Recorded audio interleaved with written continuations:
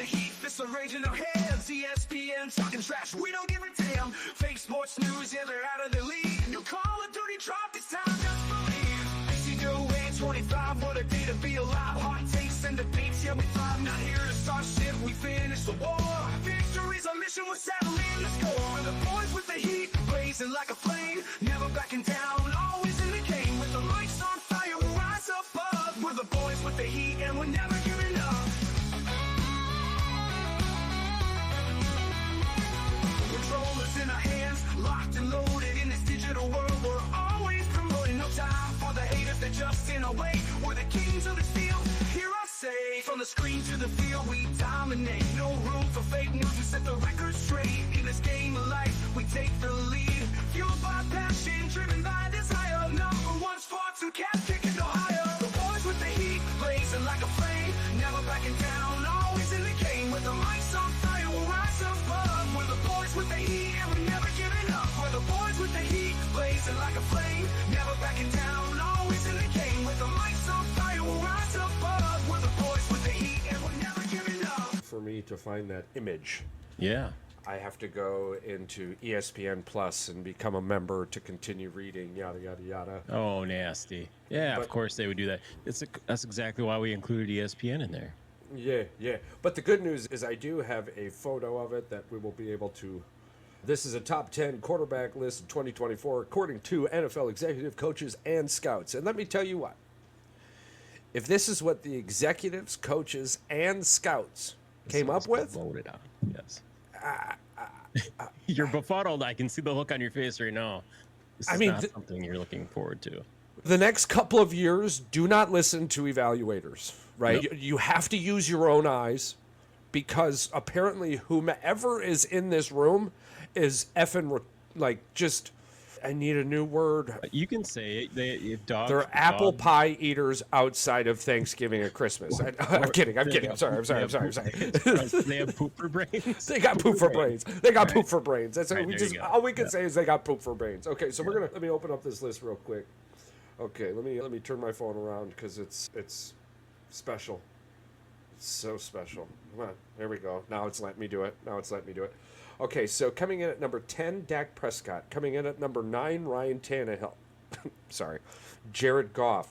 Coming in at number 8. I'm not sure if I seen him in a wheelchair recently or if this was last year. I can't remember because he's old, but Aaron Rodgers. Coming in at number 7, 1 year under the belt, magical run, C.J. Stroud. Coming in at number 6, because he's got Harbaugh now, Justin Herbert. Yeah. Coming in at number 5. He did win a Super Bowl with the Rams and Matt Stafford. Coming in at number 4. He throws the ball better than any other running back, Lamar Jackson. Coming in at number 3. He's a power horse, Josh Allen. Coming in at number 2, as long as he's healthy, Joe Burrow. And coming in at number 1, if you can't beat him, join him, Patrick Mahomes. I have issues with this list. I have an immense amount of issues. For one, I went back, bro. I don't mean to cut you off. Just real quick. For one, I went back as far as I could go without my mind going numb. Right. And I never seen Ryan Tannehill on a list before. I don't even remember seeing Ryan Tannehill in a game. I never saw highlights of him last year. And that's not even to be a dick or to be mean or anything. I just don't remember the guy making plays last year. No? The reason the Detroit Lions are in trouble and why you should not put an assload of money on the Detroit Lions. Mediocrity at quarterback. If their coach doesn't lose them the game, the quarterback will. You have this storm going where you're only good on a 33% basis, right? Now, there is enough games in the NFL where this mixture probably pours out a little bit better than the 33% I'm mentioning. Right. But Jared Goff is not him. He has not been him. And he's on a good team.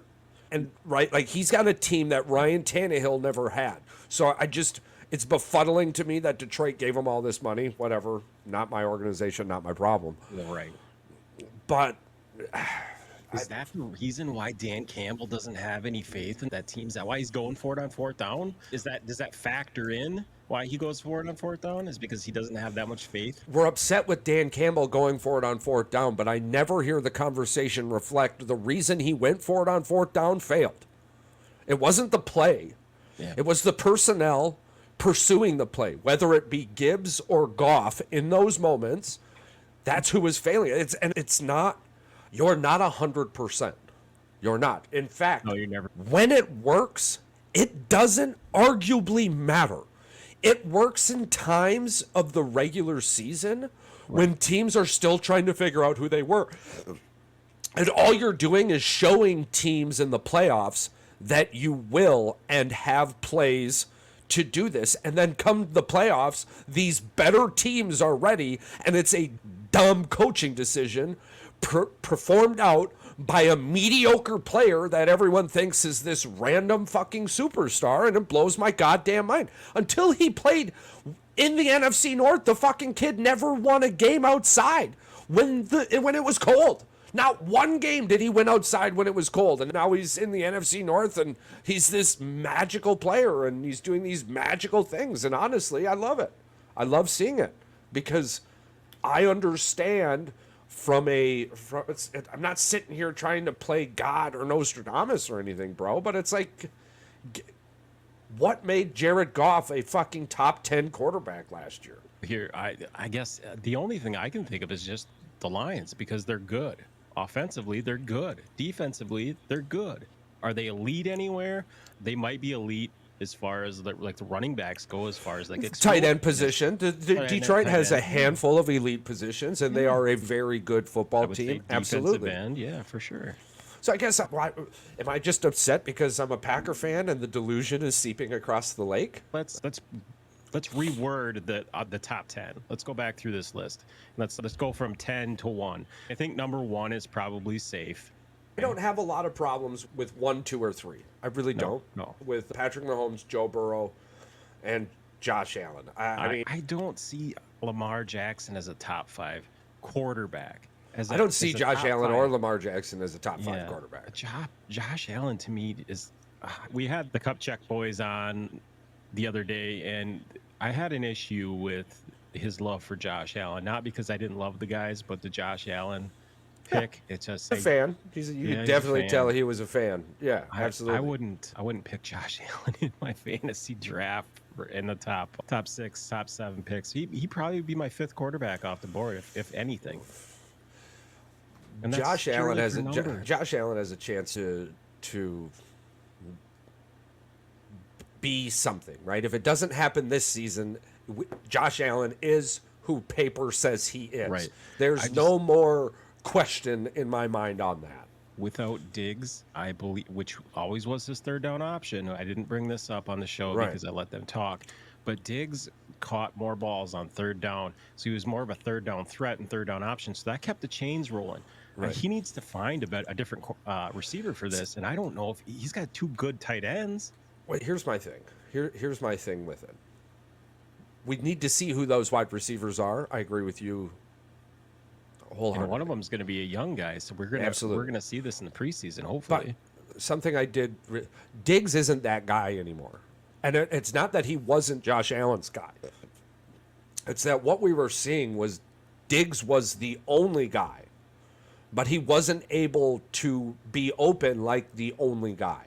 So you ended up taking time away from Allen surveying the field for the guys that are open, because Diggs couldn't beat his guy anymore. Diggs might do well in Texas or with Houston because of Nico Collins and Tank Dell. Nico's going to get a double team. He's probably the better receiver. Absolutely. And then you've got Dalton Schultz down there as tight end. You've got a good running back too. They upgraded in their running back situation. So I think Diggs not being the only option like he was in Buffalo is going to allow Diggs to open up. But this allows Buffalo the opportunity offensively to be mysterious. Like, you can't build a game plan for Buffalo's offense right now if you're just thinking, Okay, all we got to do is stop Josh Allen, because you're not going to stop Josh Allen. Before you could take Josh Allen's weapons away, force the game into his hands, and he'll end up making those plays. So it'll be interesting to see who steps up as the season goes along, because you're going to end up getting that number one guy, and then halfway through the season after Thanksgiving, you'll be able to take away that number one target. And are we going to see the old Josh Allen again? I think that's my most curious point with the Buffalo Bills this season, is who's going to step up in the first half and how are they going to adjust in the second half. It probably says more for Green Bay, too, what they did with their rookies the last 2-3 seasons than anything, too. We're Packer fans, but this actually does shed the light on it a lot. What they've done with young players is fantastic. There was an interview about finances today in Green Bay, and finances in Green Bay, as in the team or team Green Bay Packers, team Green Bay Packers.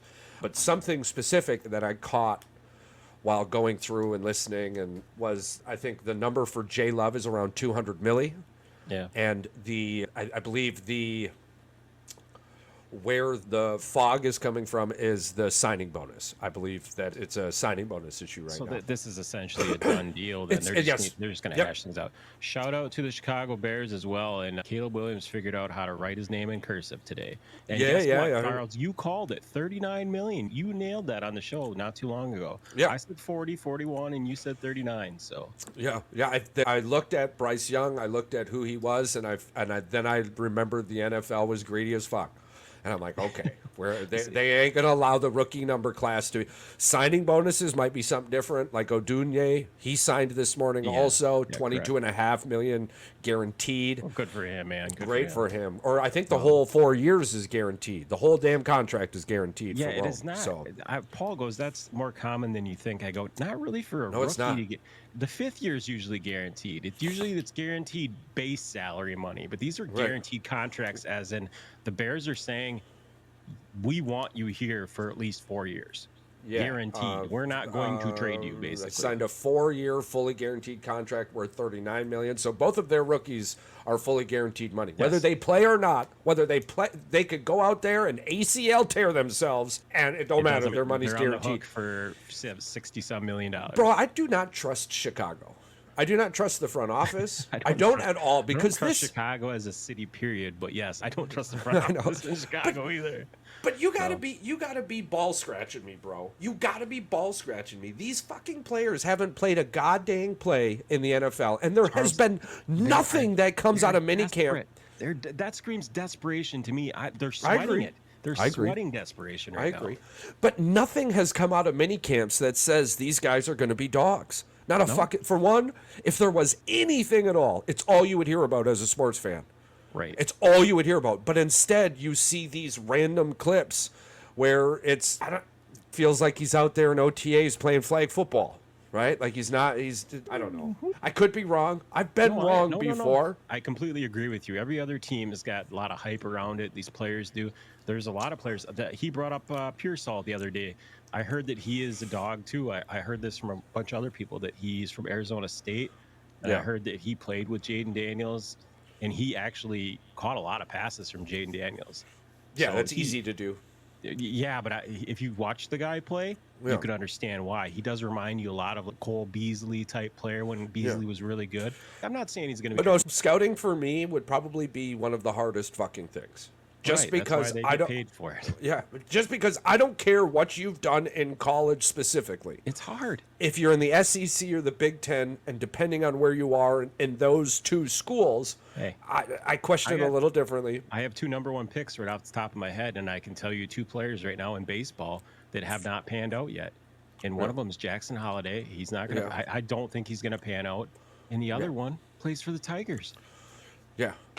Yeah. 2 consensus number 1 overalls, and they completely shit the bed. But it's the reason it would be so hard is that I know you can. Yeah. I see in you what I see in others that have.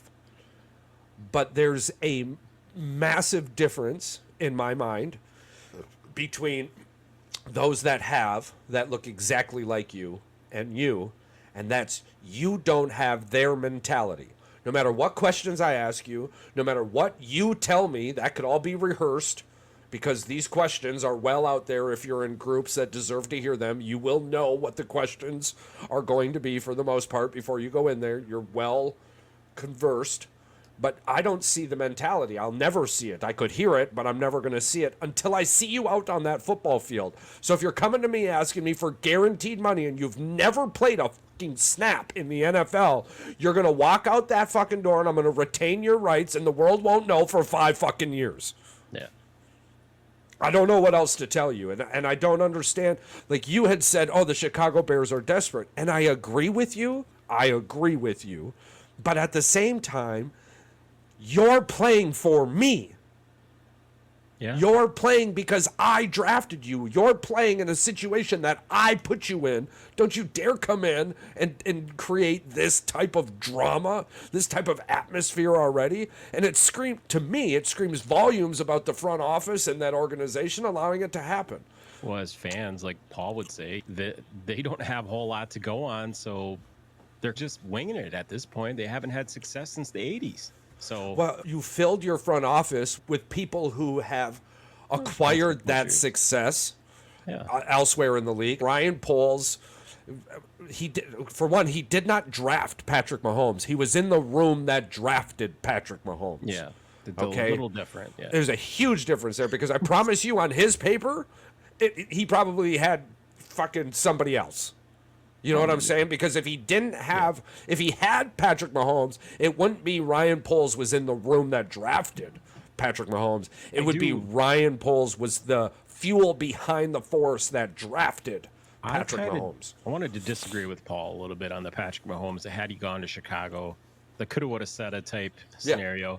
I believe that he would have had minimal success. I don't believe he would have been a flop, like Paul was saying. I think at the time he has enough upstairs to be a good player. At the time, Ryan Nagy went 11-6 with Mitchell Trubisky. Yeah. And he had 2 10-win seasons and then lost to the Green Bay Packers in a playoff game or couldn't beat Green Bay enough and got fired. Yeah, that's right? basically it, yeah. But oh boy, went 11-6 with Mitchell Trubisky, who we all know is trash. Yeah. Can you imagine? He did then go win a Super Bowl last year with Patrick Mahomes. Yeah. Offensive coordinator, but still won a Super Bowl last year. Yeah, I agree with you, Patrick, 100%. Yeah. Patrick Mahomes would have changed the Chicago Bears organization. He would have changed the trajectory of the team. Like, they would have been at a different place right now. I think they would have been more of like a 10, 11-win team. They would have been competing for a playoff team. We aren't even a full year away from the Bears removing people from their locker room because it was toxic. And now you're sitting here telling me because of a rookie quarterback and a rookie wide receiver that we're talking playoffs? We're talking playoffs? Yeah, they really sold the shit out of those jerseys, too. Like, they were really trying to sell this to the point where if we just get enough of them and we do somehow, some way get to like the 10th or 12th game of the season and hey, magically we have an easy schedule. We're a game or two above 500 and then we just have this I think it's just hope for that franchise. That's all it is. Well, here's the saddest part for Chicago, in my opinion, as a outside looking in devil's advocate. Yeah. Is that if they don't do it this year, when are they going to do it?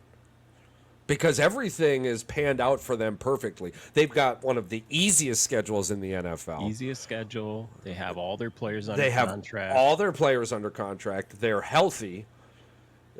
But the most important piece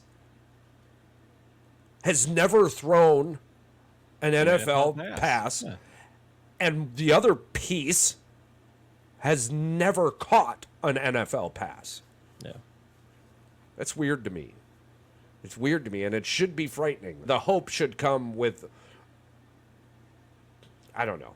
A lot of people, hopefully.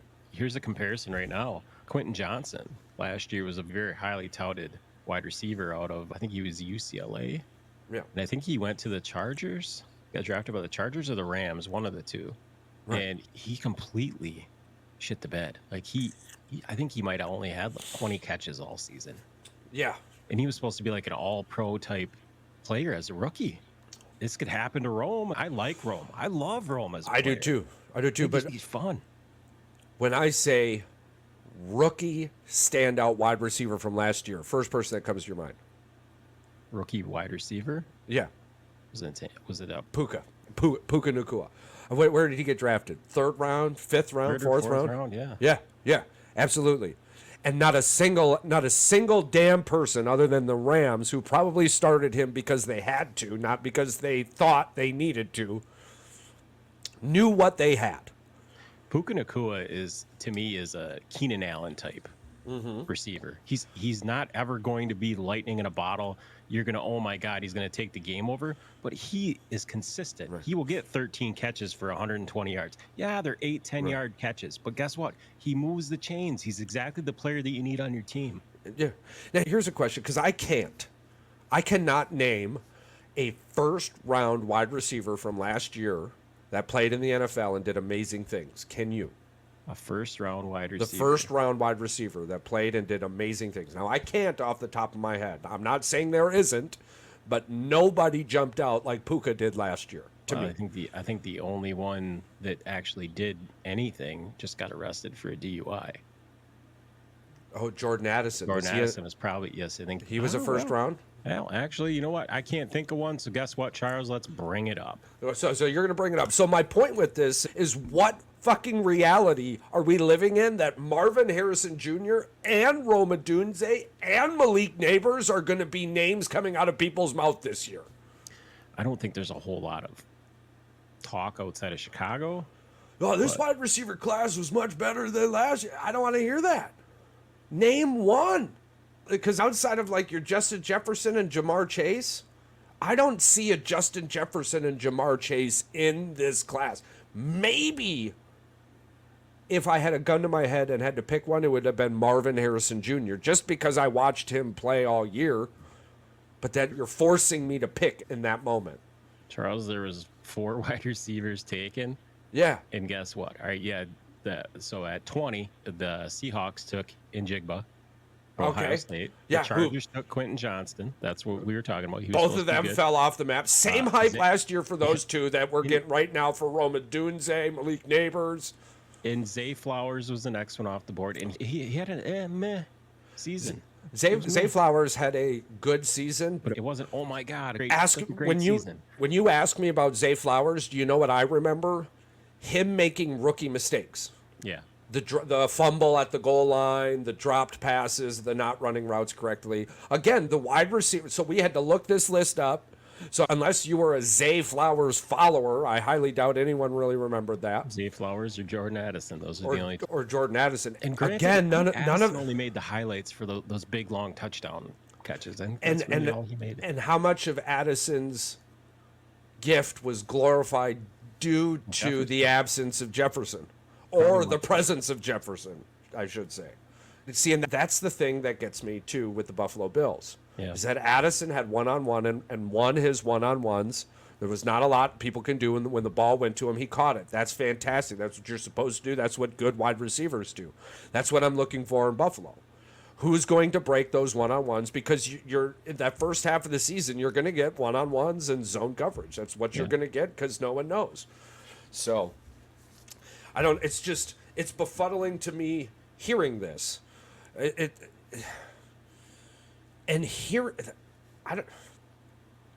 having a hard time coming up with the words, but mostly because the thought just crossed my mind. They're going to crash and burn anyways. You might as well watch and enjoy the show, so what does it matter? Right, but it's disappointing to see that you've got 4 first-round picks, and off the top of your head, you can't even think of one that really made an impact play during the regular season. They made plays, but let's be honest, Baltimore fizzled in the playoffs like they always do. Yeah. Oh, yeah. And Minnesota never even made it. And the freaking Quentin Johnston for the freaking Chargers didn't even show up. The thing that pissed me off with Minnesota is when the first half of their season last year, they played playoff teams and got their fucking ass kicked in all but the 49ers game. And that was a really weird sequence for the 49ers. Yeah. I think the 49ers lost. I don't think Minnesota won. But anyways, so then the second half of the season comes, and it's just dog water. I think the only team left that they had, the only two teams left they had to play with a winning record were the Packers and the fucking Lions, which they lost to both. Yeah. But you had all of these talks and these dreams that the Minnesota Vikings were going to make it to the playoffs and do something special, because that's what they always do. That's false. What they always do is lose. In fact, if it wasn't for Jim Kelly, more people would talk about the fact that the Minnesota Vikings lost 4 Super Bowls and lost. They got a new stadium, which allowed them to have heat before they won a Super Bowl, which would have made their owner buy them bench warmers. Yeah. So, isn't that what's great about our sport, though? I think that's the greatest thing about our sport. Is that realistically, we give the Dallas Cowboys a really hard time for this is our year. But I think every team in the NFL has this is our year fans. Every team in the NFL has this is our year fans. Hell, even Carolina, there's probably people in Carolina who swear to God they're going to be in the playoffs this year. Exactly. For those teams that this is our year fans, this is our year where I won't stop watching them. In December fans or November fans, like it's just the hope is alive for them to actually see their team make the playoffs. Like you said, it's not always Super Bowl, but it's like, hey, we're gonna make the playoffs this year. You got to start small potatoes. So, Matthew Stafford, Justin Herbert, and C.J. Stroud. That's 5, 6, and 7. Matthew Stafford probably belongs on the list, but he probably belongs 7 through 10. Bottom of the list. Yeah. 7 through 10, absolutely. And I don't think Aaron Rodgers is a top 10 quarterback in the NFL. Not anymore. 2-3 years ago, he was probably in the top 10. 3, 4, yeah. 3 for sure. 3 or 4 years for sure. He was in the top 3. Yeah, absolutely. Number 1 even. If not number 1. MVP. Okay. Yeah, MVP. When you're taking up 39% of your team's payroll, there's not a lot that can be done. That's going to be his. That is going to be his knock for his entire career. And why do you want to go down like that? At the end of your career, when you've made the money, you're going to the darkness retreats. Just at this point, just finish your career strong. Do the thing that you always said that they weren't doing for you, for your team. But he's not going to. Unfortunately for the Jets. He has more fun doing commercials and playing golf and going on vacations at this point. Just fucking retire, dude. Right. But whatever. You can go to the darkness retreat every day. I mean, I know I wouldn't. You're giving me an opportunity to make another $30 million before absolutely. I go. I talk a big game, but I would sit here and get paid to do the podcast and just mumble the entire time. I'll be old. Yeah. Another ball. We'll just have little AI guys of us. Yeah, we'll type it out and they'll just start talking for us. Fuck that! I'll have somebody type it out and I'll okay it. But one of the players, exactly. One of the players on there that I believe will be top 5 in the next 2-3 years is probably C.J. Stroud. See, now here's my question about C.J. Stroud. I agree with you, actually. But he's had 1 season in the NFL. Yeah. We'll break this down in a future episode because the greats have not come into the NFL and done what C.J. Stroud has done. Like, I off the top of my head, most of them are terrible. In fact, most of them have Bryce Young. So on the scale of projections, Bryce Young right now would be a better bet to be a better quarterback than C.J. Stroud if you're based off of history. Because you've got your Tom Brady's, your Peyton Manning's, all of them, right? Like, I believe they all started off with way more interceptions than touchdowns. They had terrible seasons going forward. That's what I expect for Caleb Williams. I expect his IQ to make him worth his contract. There's only 3 quarterbacks off the top of my head right now that I can think that actually had success the rookie season. Mm-hmm. And you've gotten Brock Purdy. Yep. You've got...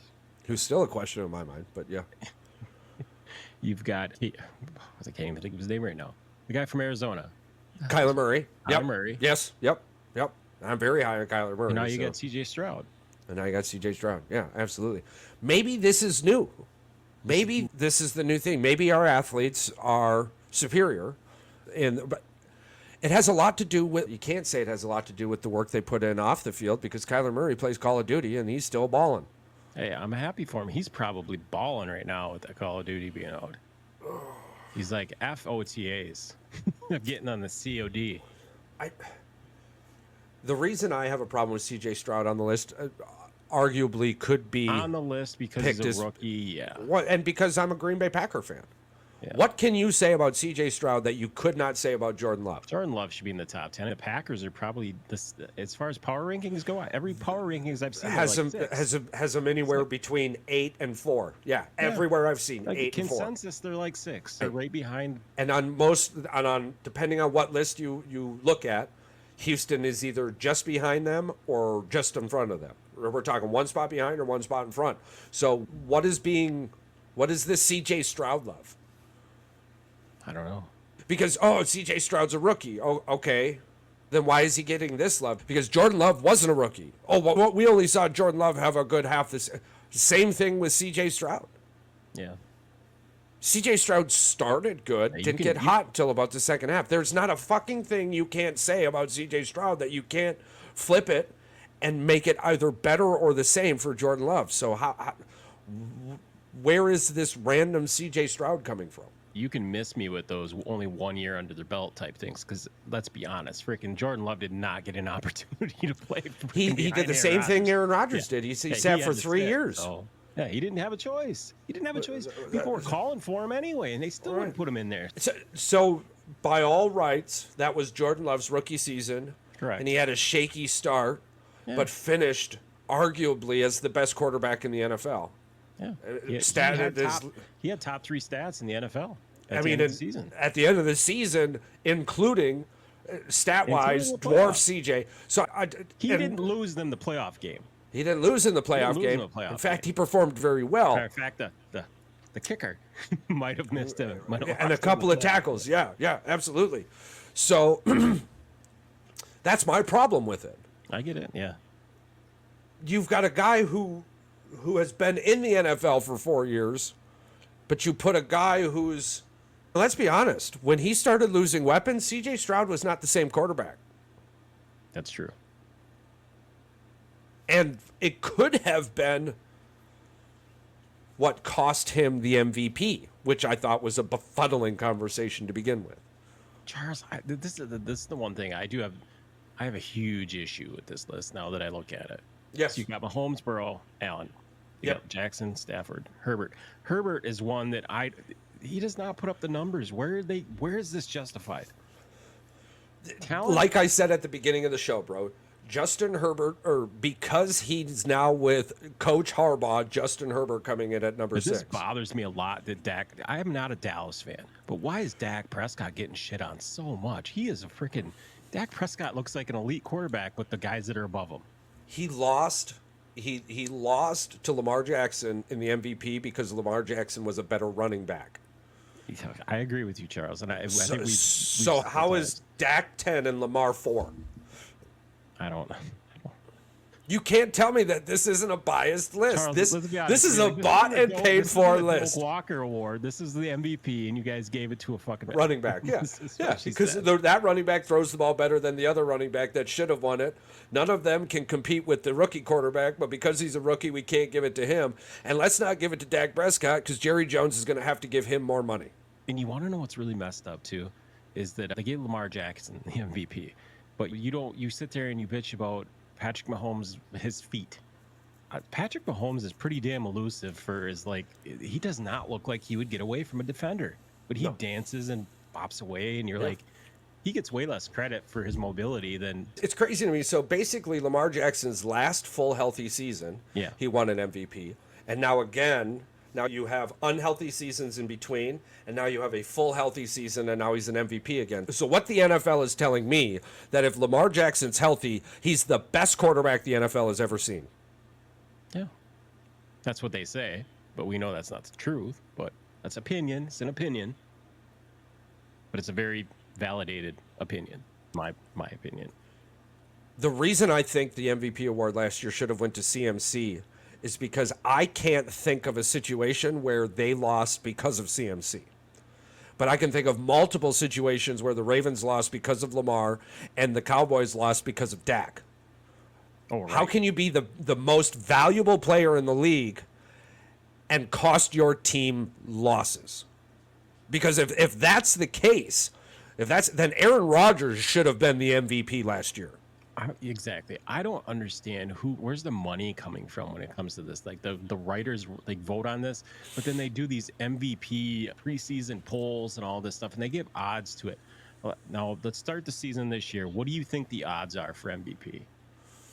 I would probably put Patrick Mahomes and Lamar Jackson as 1-2, 2-1. And let's see. I want to know who rounds out the top 5. So NFL MVP, it's 2024. Yeah, I want to do a deep dive into the rookies too. I want to next week or this Sunday. I want to pull up who I think is going to be Rookie of the Year, Defensive Rookie of the Year. Oh, very interesting.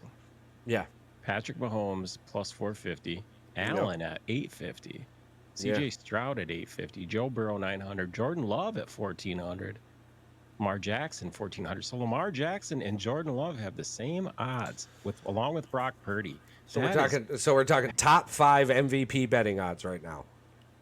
And they don't even have CMC and you don't in the top 10. This is insane. You've got a dude who's top 5 MVP odds, and NFL executives and scouts don't have him on your top 10 quarterbacks list, but you have Justin fucking Herbert on that list. Just wait. It's gonna irritate you even more. I'm gonna go through the list of the rest of the people. I'm not even gonna give you the odds. I'm just gonna give you the order. So 1, 2, 3, 4. So Jordan Love at 5, Jackson at 6, Purdy at 7, Rodgers at 8, Hurts at 9, Prescott at 10, Herbert at 11, Tua at 12, Anthony Richardson at 13, Matthew Stafford at 14, and to round out the top 15, Trevor effing Lawrence. Not a CMC in sight. Where's that from? ESPN bet? Who's that? This is from Fox. So that's Fox. Yeah, so that's an accumulative. That's basically the average from your betting websites, and that's where everyone lands. Fox Sports. It's like betting. It's their It's basically. No, I'm saying. I'm saying they've taken the numbers from like DraftKings, ESPN Bet, all that, and then they. It makes me want to more or less money average on freaking CMC. We're gonna have a fantasy episode coming up soon. We gotta invite some people on here to get. We'll do some fantasy talks here soon. We got to get that rolling in. I want to start getting that booked in. It's just crazy though. That list is Trevor Lawrence, Anthony Richardson. I love both. I love Anthony Richardson, but he by no means is he a top 25 quarterback in the NFL yet. I'm doing this to myself because they were my sleeper. But they're my sleeper only because they have a decent run game, and I think that he will come back healthy. I think he'll have a decent season. Do I ever think he's going to be elite? No. But if he's serviceable, he's serviceable.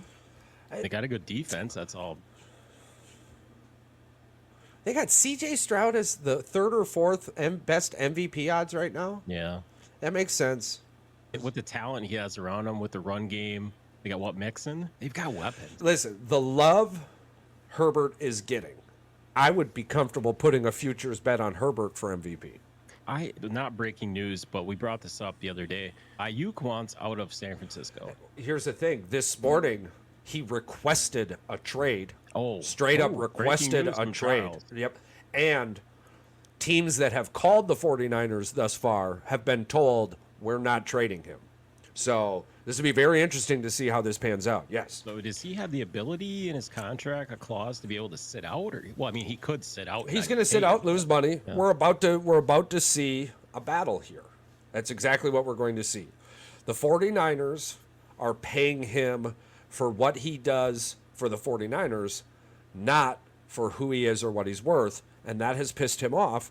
So now he wants to be traded to a team that's going to pay him his worth, or at least play him to his value. Yeah. He doesn't see himself fitting with the 49ers anymore, and he requested a trade.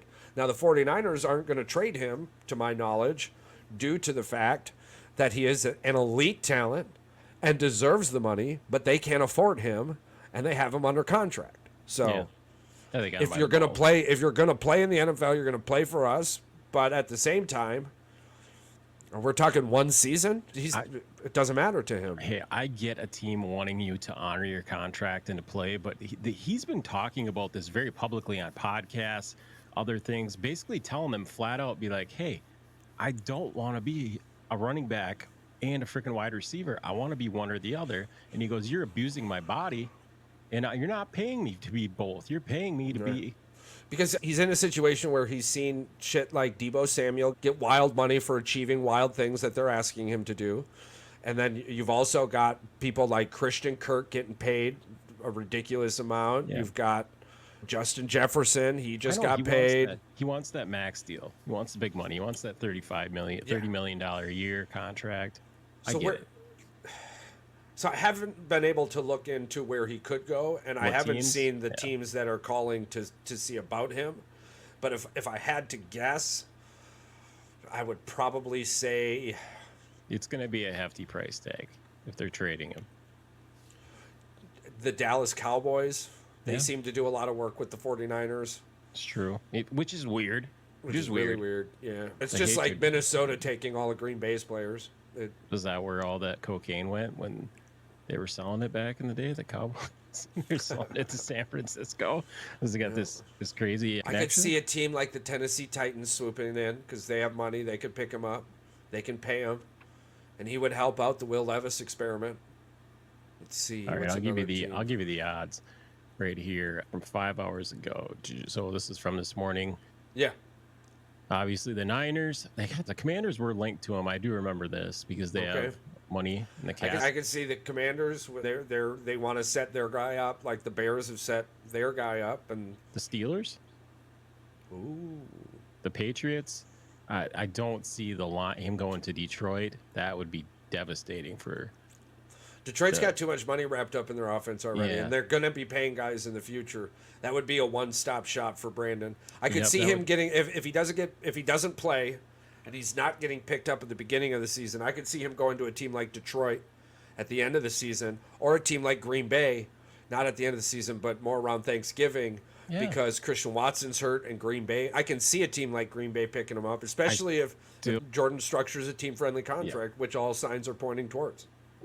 And I do really believe that Devante Adams will either, sooner than later, he will be free. Devante Adams is going to be, Well, Devante Adams is going to be out of Las Vegas. And even with this new wide receiver series out on Netflix, everything I'm hearing is Devante Adams. Come on, let's be honest. Literally his own personal hell that he brought himself to. Fuck yeah. Aiden O'Connell is not. No, he's not going to be getting the ball. No, but I don't feel bad for Devante Adams. Not a little bit. I love the guy. I respect his talent wholeheartedly. I think what him and Aaron Rodgers could have done in their last year in the NFL could have been magical.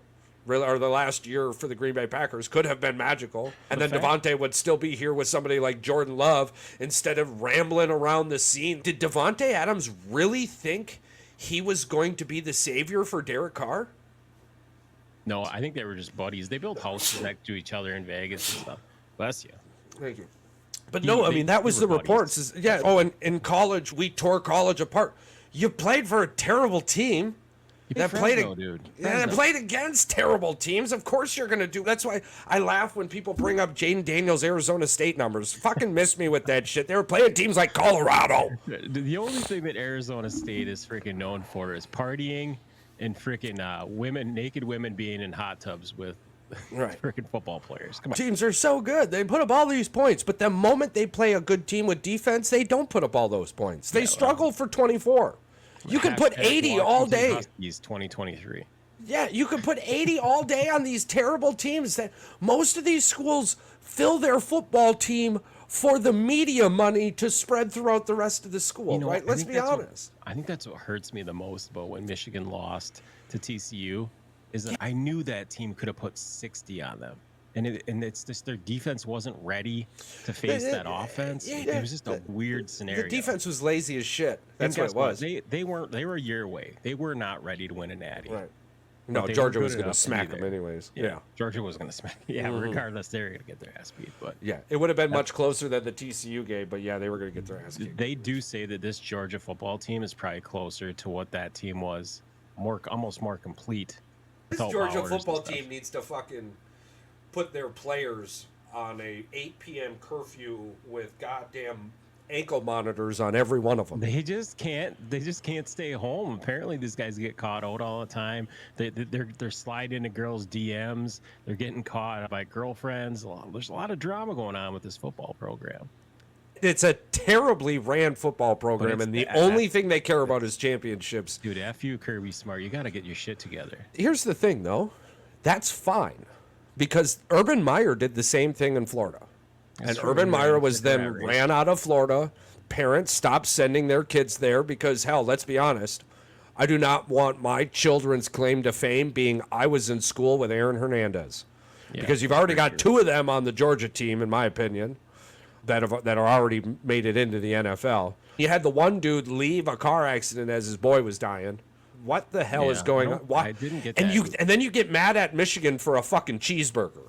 Not even a cheeseburger, a fake sign stealing bullshit. Oh, and then the fake sign stealing too. I mean, it's even dumber than a cheeseburger, to be honest with you. Now that I brought that comment up, by the way, they got taken down and got reposted. Someone reposted it on Twitter. The comment that I made about, you want to bash Michigan for sign stealing, but yet you've got Ohio State out here blatantly breaking and bending the rules. Guys coming out on podcasts saying that they were cheating the entire time. They were going to national championships, winning Big Ten championships, but it's okay because it's in the past. F you and the place you came from. That's a shitty fan in you saying that stuff. Yeah, it's NIL now. Yeah, that's NIL now. But you tainted the game before it was ever this way. I've got my natty. We got it last year.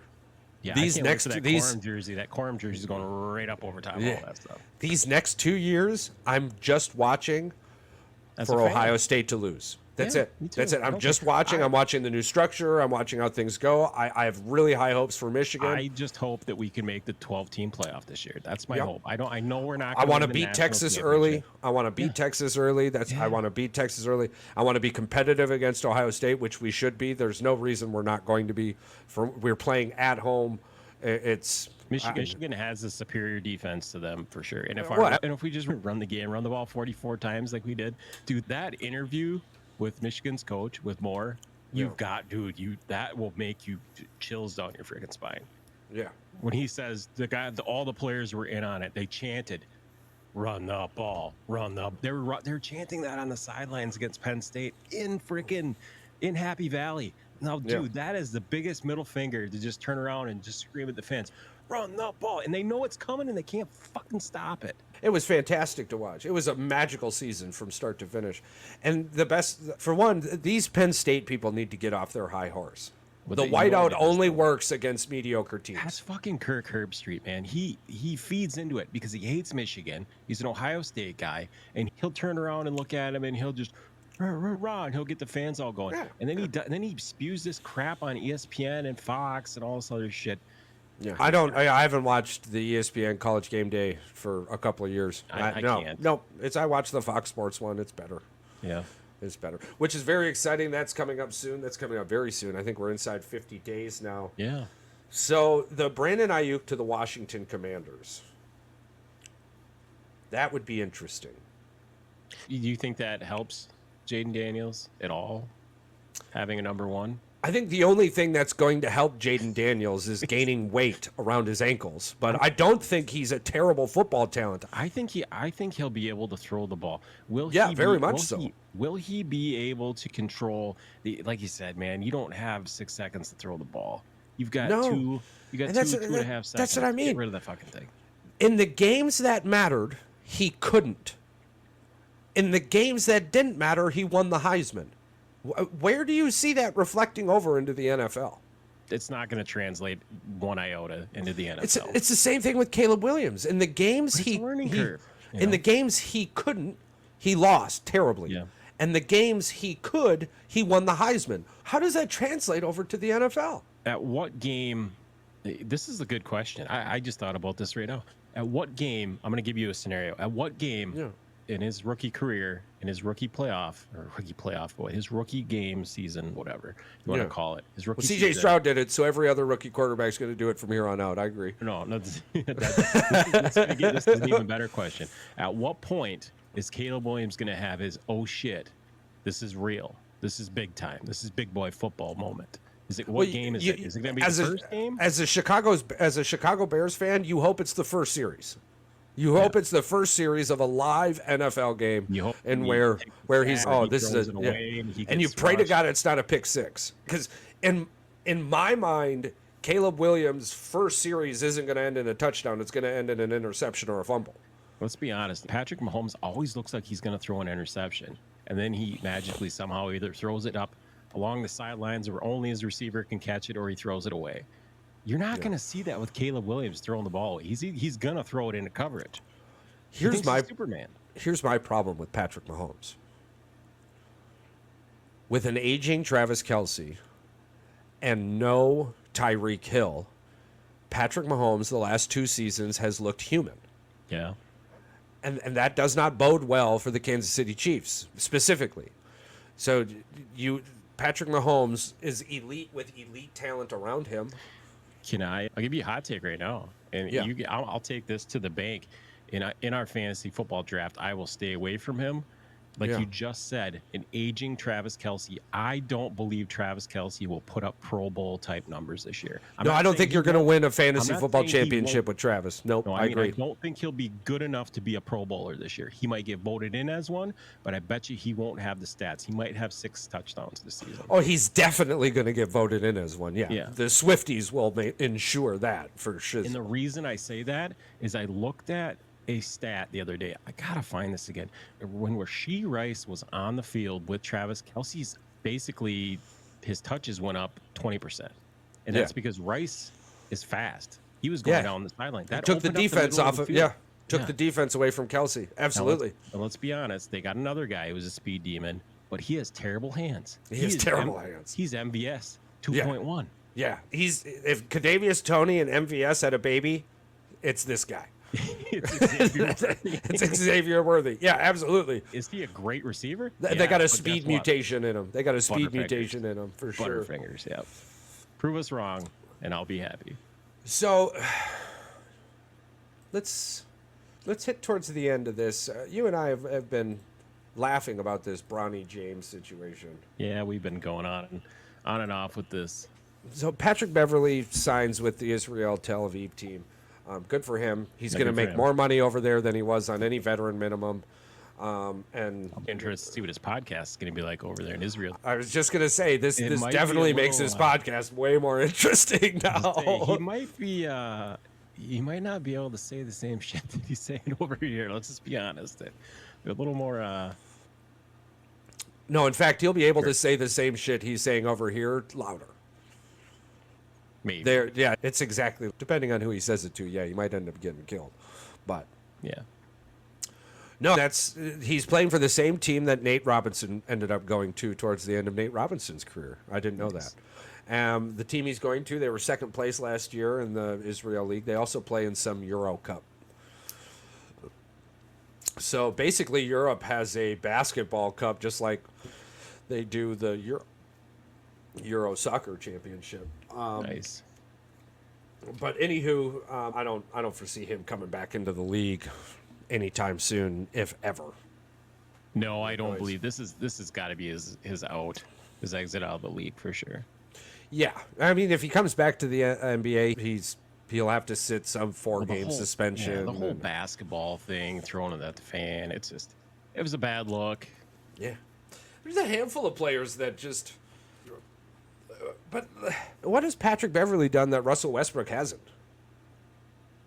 How do you think Pat Bev gets this and Russ doesn't? I think Russell Westbrook he's gotten his, don't get me wrong. But I guess he's always been on a team where the focus was around him being the point, and he always wanted to be a shooting guard first. Yeah. Maybe that's the downfall. Well, no, I just mean off-court antics with fans. Yeah, Patrick Beverly's got the podcast. He says his flamboyant stuff with frickin' LeBron James? It's on his pod. No, LeBron, not LeBron. There's some other basketball player that was on his podcast with him. I can't remember who it was. LeBron's the one that was with JJ Redick. Yeah, I don't know. Westbrook wore those crazy ass outfits and stuff too. Real tight leather pants. I'm glad you're just as confused as me. Why did Patrick Beverly get all this hate and Russell Westbrook? Don't get me wrong. Russell Westbrook received his fair share, but it just like To me, Patrick Beverly and Russell Westbrook is the same person. Just Westbrook is a better basketball player. Yeah, the basketball player part of it, probably for sure. I mean, he was an That's probably what did. So now we've got Bronny James, and we've got a situation where we'll try to touch on this quick, but we got Bronny James, and we got a situation where Jaylen Brown, and pretty much anybody who fucking knows basketball, other than anyone who's getting paid by LeBron James media company, will tell you that Bronny James isn't a pro. Yeah, and they're saying why is this loud. still a? They're saying it loud. Why is this still a thing? Why is there still all this hype around this young man? He's a second-round 55 draft pick who only got there because his dad is the NBA. His dad is the dictator of the NBA. Enes Kanter isn't even in the NBA anymore because he stepped up to LaDingleberry. LaDingleberry. Here's the thing, Charles. They're saying it loud and proud, and they're out there saying their piece. And they're saying it with a voice backing it with their play on the court. And they're saying it because they don't want this shit to happen constantly over and over again. Take the spotlight off of them. Let the kid play basketball. Let him be out of the NBA in 2 years. Let him go play G League or Euroball. Let him have his career. But well, he's going to the G League at the end of this. I mean, there's putting the spotlight on. We don't need to see him on ESPN. Terrible. Why do I know that Bronny James? How do you know his stat line? Is averaging 5 points, 3 or 4 boards, 3 assists, a block, and a steal. Like, why do I know this? This kid ain't going to be doing nothing. Why do I know? Why am I watching an NBA Lakers Summer League game when the Lakers are getting smashed in every single fucking game? Do you think his dad did the old, I don't want to say this because I don't want us to get canceled, but you saw what Jay-Z just did, right? Listen, whatever you were going to say, my answer to it was, bro, Jay-Z just put his wife on the country album for $20 million. That's what I'm This thinking. is definitely happening. Did LeBron James did he just pull a Jay-Z? Is he a kid? Well, ESPN needs money, so I promise you they're getting LeBron James media checks for this coverage. Absolutely. I promise you they're getting LeBron James media checks for this coverage. We talked about this. We probably could have been able to tie this all in together. We tried doing it with Paul with the Lion King thing. We found out that media company was actually owned by somebody that had ties with. Oh yeah, it was. Yeah, absolutely. The company that put it on also runs Kim Kardashian's foundation or some shit like that. Yeah. You can dot the I's at some point and you find out where all the shit comes from. So. But just doesn't make sense in my life. And if I was an NBA player, I'd be pissed and I'd be doing the same thing differently. I'd be telling on my podcast, this is a fucking joke. I don't care about the longevity. I don't care about the nostalgia. I don't care about what the NBA doesn't have that the other sports have. We're not the other sports. We're the NBA. We have what we have, and you're turning this into a fucking circus. Are you kidding me? Bro, what's the stat line for the number 1 pick this summer league? I don't know, but I don't fucking know either. What was his name? I don't know either. Now, what does this say? What does this say? Does this say anything about us as analysts? Or does this say everything about those projecting what we should be analyzing? They don't put it on there where I can see it. I don't get to see his summer league games, but I can see his summer league games. Yeah, it's taking the media attention away from the players that deserve it and giving it to Bronny, which just bleeds right through this frickin' paper, Charles. There's money, there's blood money. If anything, if it was warranted, none of us would care. The fact that it's being dangled in front of us and we're being called racist, bigoted, idiots for just screaming out loud questions. Why is this relevant? Like, it makes no sense to me. And it's a mockery. In my opinion, it's a mockery. For the rest of my life, I'll remember a lot of this shit. It's so funny. I remember when LeBron James got drafted, and I said to myself, I'm done watching basketball. Said, there ain't no way I'm watching that dude beat up on the Pistons for the next 10 years. Fast forward 21 years later, and basketball is ruined. This tells you all you need to know right here. You remember Jet Howard for Michigan, right? Yeah. How many points in a game do you think he's scoring in the G League? Oh God. I'm gonna give you a stat line. Yeah. Pretty decent stat line. 18.5. Wow. 6.7. Yeah. And 3.6 assists. That's an NBA starter. Yeah. Right there. Yeah. Who's leading the G League?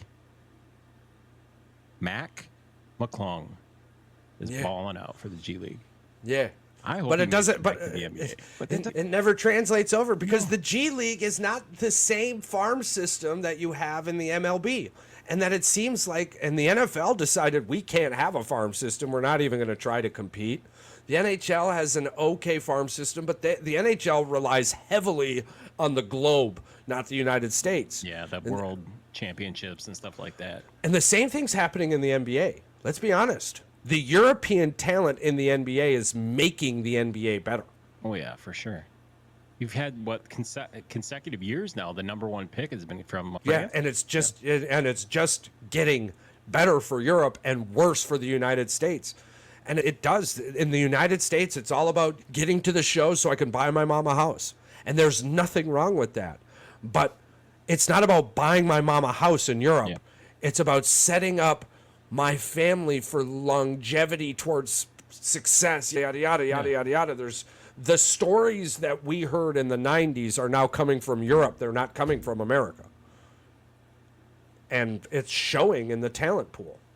And Right. it's definitely showing in the NBA. If the most exciting thing in the NBA right now is a dude averaging less than 5 fucking points a game in a league that doesn't matter.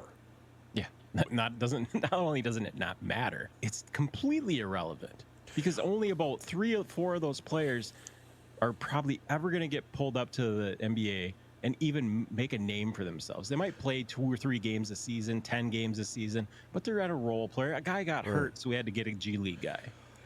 I'm looking at the stands when Bronny plays, packed house. The very next game, sub 5,000 people in the same stadium. Right, so you go from 20,000 to sub 5,000. So my question to you and to any of our listeners out there at this point, what would possess you to buy a ticket to go watch a terrible basketball player because he's the son of a good basketball player? You couldn't pay me. Why are you there? Why are you there? Are you there because you feel like you need to support this individual? Because if that's the truth, then why aren't you there for the next games? Yeah. Why aren't these people there for all of the games? What on God's green earth is making you buy tickets to go watch this young man fail? Seriously, is LeBron James that big of a deal that if he shows up and makes a public appearance that people will just, the potential that he might be there makes people buy tickets to go see it? Who gives a shit? Who gives a shit? Does this guy think he's let's say you see him. Let's say you see him. Okay, what's next? Yeah. I was at a game and I saw LeBron James' son play, and then I saw LeBron James on the sideline, and he was with his wife, and oh my God, it was so cool. Yeah, and then I watched this kid brick 8 shots, miss a dunk, throw an alley-oop to a ghost, and then freaking score 3 points at the end of the game and miss His dribbling is terrible. His dribbling is absolutely. His ball handling is terrible. He's dribbling down the court, and a guy just literally walks up. It's like a cartoon. And the ball pops up, and he gets scared. Whoa, shit. He takes the ball away. It's terrible. Anybody who said this dude has a basketball IQ needs to be fired. The entire Lakers organization, from the owner to the coach, needs to be fired. There's black eyes all over that organization right now. From the owners to the coach, yeah, they need to be fired. For sure. JJ doesn't even need to step on the court. This is the goddamn Los Angeles Lakers. And to be honest with you, I think they're more the Phoenix Suns than the Phoenix Suns are the Phoenix Suns. Exactly. You couldn't. That's a great analogy. I like the Los Angeles Suns. That's exactly who they are. They are not the Lakers. Unfortunately, the Lakers died in a plane crash. And I swear to God, with everything inside of me. Helicopter crash? Yeah, the helicopter crash. Sorry. Yeah, with everything inside of me. The Lakers died when Kobe died. Yeah, we are. By the way, we are going to do with Paul and Mike. We will be doing a tribute episode, I believe. Yeah. Yep. Yeah. Absolutely. Alrighty, man. I think that was a great show. You got anything else you wanted to add? I think we touched on about everything I wanted to chit chat over the week. Oh, wait a minute. There's one thing. There's one thing. Whoever the fuck decided that chick needed to sing the national fucking anthem at the home run derby needs to be moved out of the United States. Boy. We can bring this up on here. Let's bring up just a little tidbit. For one, a Grammy-nominated country artist singer.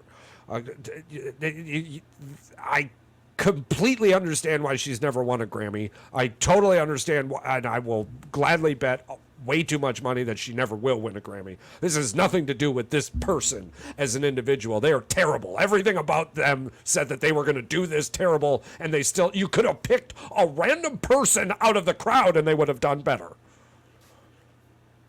What the hell is going on with these multi-billion corporations destroying something as simple as the national anthem? All you got to do is pick somebody who sings well and put them out there, and they'll sing and then bring them back. What are you doing and why? Dude, if you watch the player reactions too, I've watched the player reactions. I watched people in the stands. Are you ready for this? All right. If you have not heard this, guys, this is exactly what you're going to get. The land of the free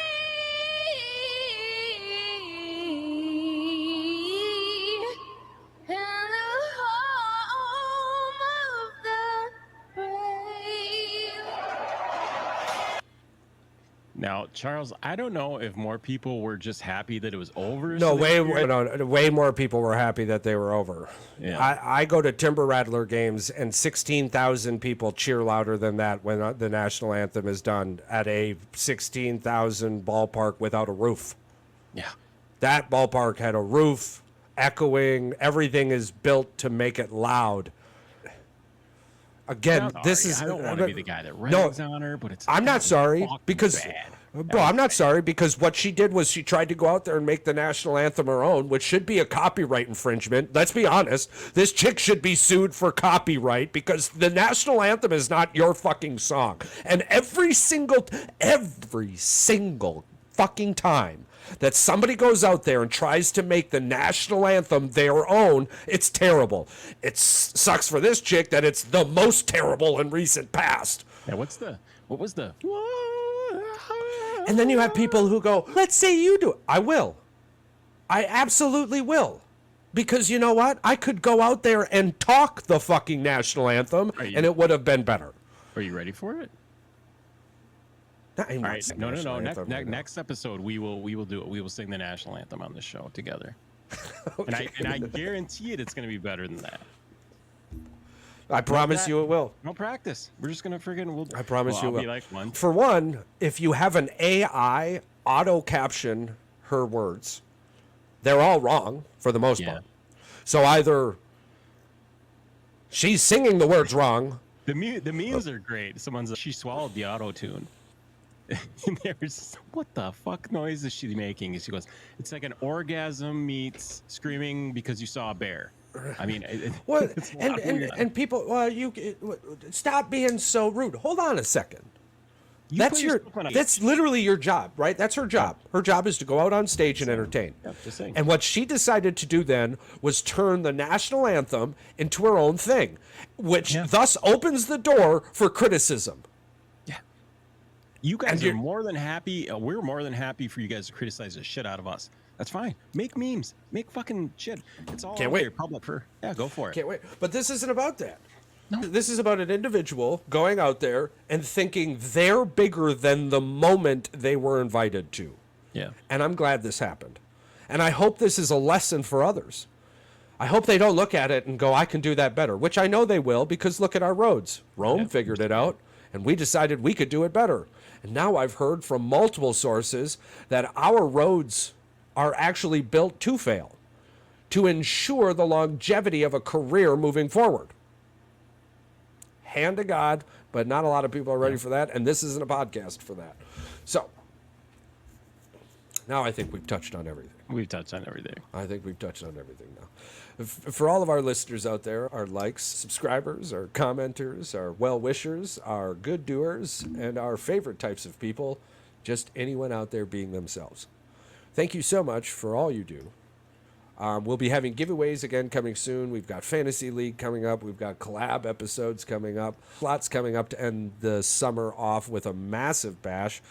I believe I'm heading out to a Brewers game at the end of the month. And then we have football season literally right around the corner. Shortly after that, Packers Family Night. We'll be going to that. We've got a big group going to that. That'll be fun. And then we also have, and then the wife and I will be heading to the Baltimore Ravens preseason, Packers-Baltimore Ravens game. Yep. So we've got the family night taken care of. We've got the preseason game taken care of. We got to get the podcast episode there soon. I think we did one last year. I think if we could shoot for 2 before the snow falls this year, I think that's what you and I have been talking about. Yeah, when does training camp start? We could try to do training camp. Yeah, training camp starts very soon, actually. I think I can take a day. next week. I can take a day of work off. Hell yeah. If you do need those lapel mics, if you're going to go on your little road trip, let me know. You want to hit up do a little interview action there. Yeah, we'll see what happens. I'll have the wife with the taking the video, and then I'll send you the videos. Yeah, absolutely. So thank you everybody out there for just being you. The world is a much better place with you in it, and we love you more.